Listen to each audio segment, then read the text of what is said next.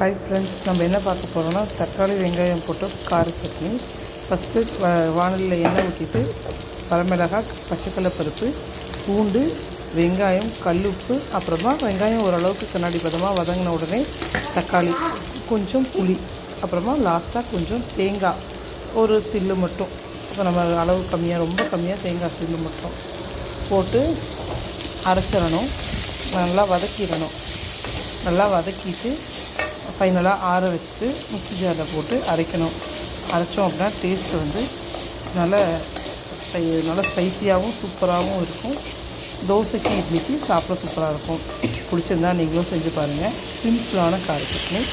அதோட நம்ம சேனல் பிடிச்சிருந்தா லைக் பண்ணுங்கள், ஷேர் பண்ணுங்கள், சப்ஸ்கிரைப் பண்ணுங்கள். தேங்க்யூ, பாய். மறக்காமல் அதை பெல் வச்சு தட்டுங்க. பாய். மறக்காமல் சேனலை சப்ஸ்கிரைப் பண்ணுங்கள், ஷேர் பண்ணுங்கள், கமெண்ட்டும் பண்ணுங்கள்.